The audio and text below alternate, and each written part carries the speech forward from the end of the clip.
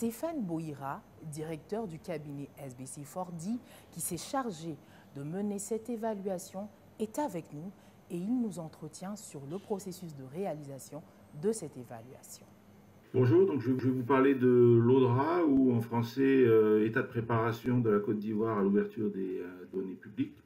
Donc, dans le cadre du projet des CDJ, des chiffres et des jeunes, nous avons conduit cette étude en collaboration avec le ministère du Plan et du Développement. L'objectif était d'abord de conduire un diagnostic et donc de comprendre pourquoi la Côte d'Ivoire, qui était un pionnier dans l'open data au niveau régional, n'arrive pas aujourd'hui à avoir émergé des impacts socio-économiques qu'on peut observer dans d'autres pays. Donc comprendre cette problématique et proposer un plan d'action pour les résoudre.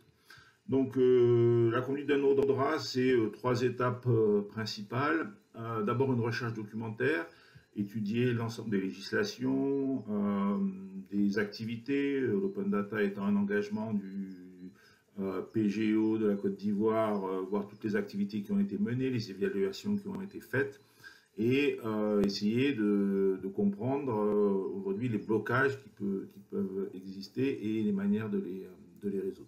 Donc à partir de cette étude documentaire, on a identifié les ministères les plus importants, on a identifié aussi les agences, les structures comme par exemple la KIDP, qui sont des acteurs clés dans cet écosystème.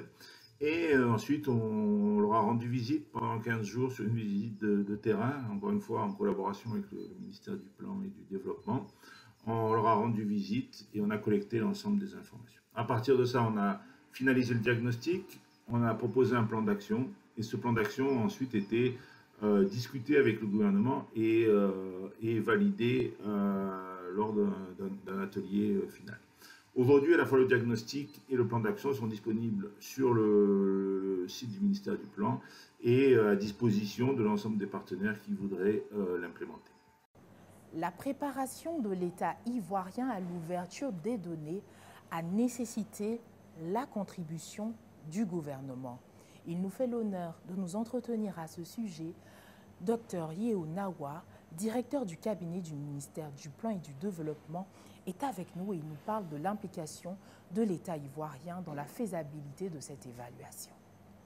Mesdames et messieurs, honorables invités, chers participants, c'est avec un grand plaisir, mais également un brin d'émotion, que j'interviens à cette cérémonie de clôture du projet des chiffres et des jeunes DCDJ. Un grand plaisir parce que ce projet a su, en 2 années d'existence, répondre avec brio à la mission qui lui est confiée, celle de promouvoir l'ouverture des données publiques en Côte d'Ivoire à travers le renforcement des capacités institutionnelles de notre pays. Un brin d'émotion car il n'est pas facile de digérer la fin d'une collaboration aussi riche et constructive et dont les enjeux restent majeurs pour l'amélioration du bien-être de nos concitoyens. En effet, l'accès à des données publiques fiables et pertinentes représente un défi permanent pour une meilleure gouvernance politique, économique et sociale. C'est donc fort de l'importance stratégique de ce projet que dès son lancement, le ministère du Plan et du Développement, à travers la Direction générale du Plan et de la lutte contre la pauvreté, mais également de ces structures rattachées, que sont l'École nationale de statistique et d'économie appliquée, ENSIA, et l'Institut national de la statistique, INS, s'est fortement impliqué au niveau technique, logistique et institutionnel dans la mise en œuvre de ces activités.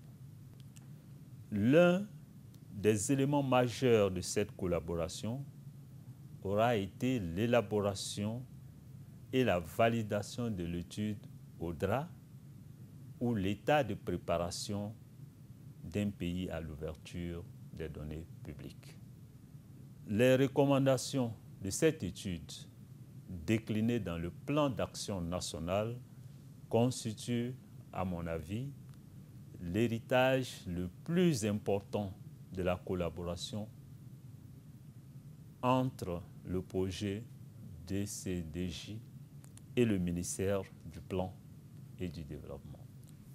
Avec la clôture du projet, nous, acteurs nationaux, avons désormais la lourde responsabilité d'assumer la mise en œuvre du plan d'action national afin de capitaliser l'ensemble des acquis du projet et de réaliser les réformes attendues en matière de développement et d'ouverture des données publiques en Côte d'Ivoire.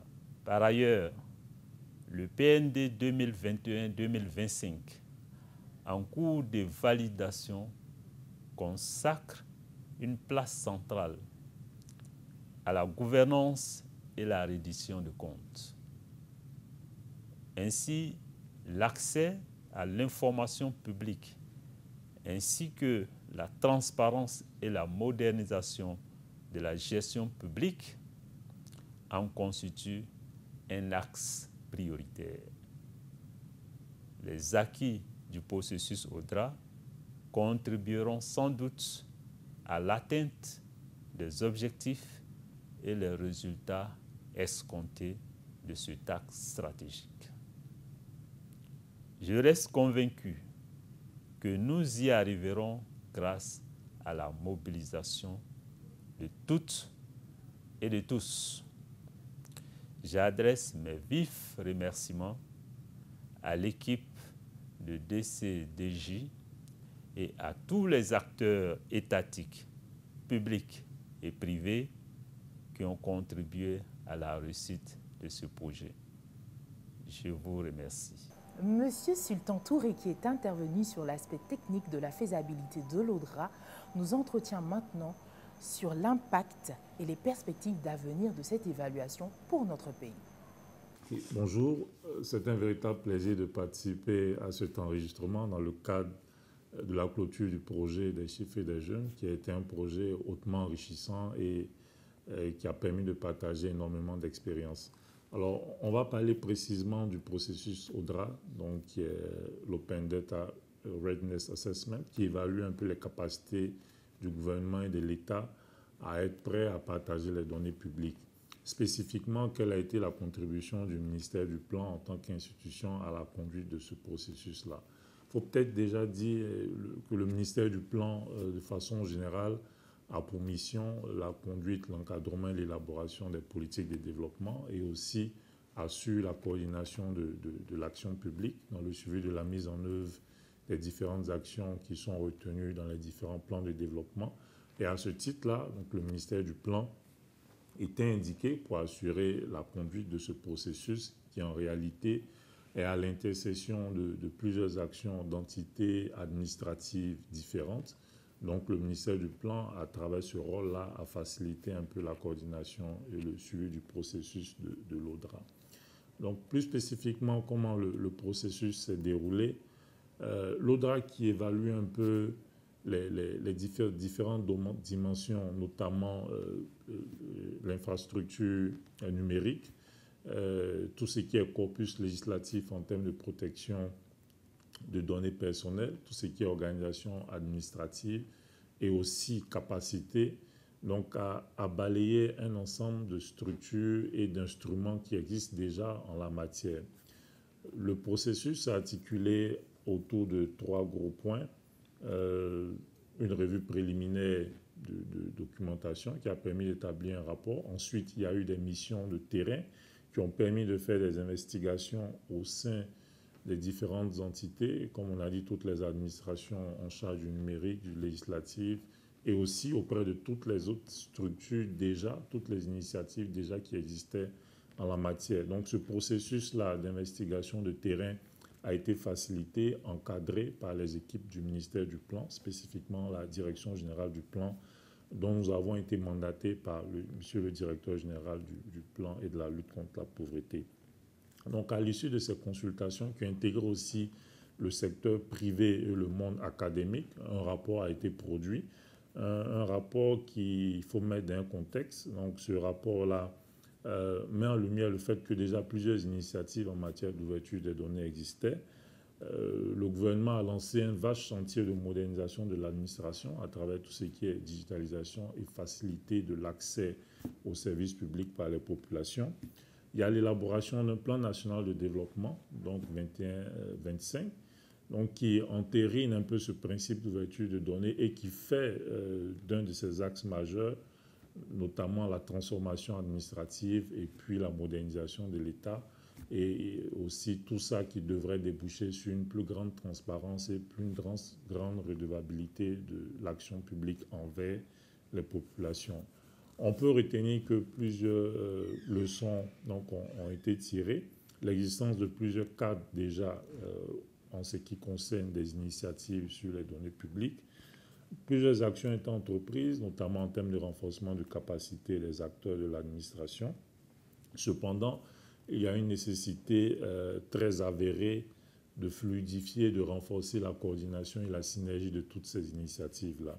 Donc à ce titre, les défis qu'on pourrait retenir de ce processus qui a été très enrichissant, c'est vraiment la mise en place d'un cadre qui va fédérer toutes les initiatives en matière d'ouverture des données qui existent déjà, et puis aussi un renforcement des capacités de tous les acteurs et une meilleure communication et un ciblage sur tout ce qu'il y a comme processus d'ouverture des données et de l'accès à la donnée publique. Donc en perspective, pour terminer, à la faveur de la mise en œuvre du plan national de développement 2021-2025 qui a venu, donc, dont on a dit tout à l'heure que l'un des axes majeurs, c'est la transformation de l'administration et sa modernisation, la mise en œuvre des différentes actions qui ont pu être retenues dans le plan d'action de l'ODRA, donc seront des éléments qui permettront à coup sûr de booster la transparence et l'ouverture et l'accessibilité des données publiques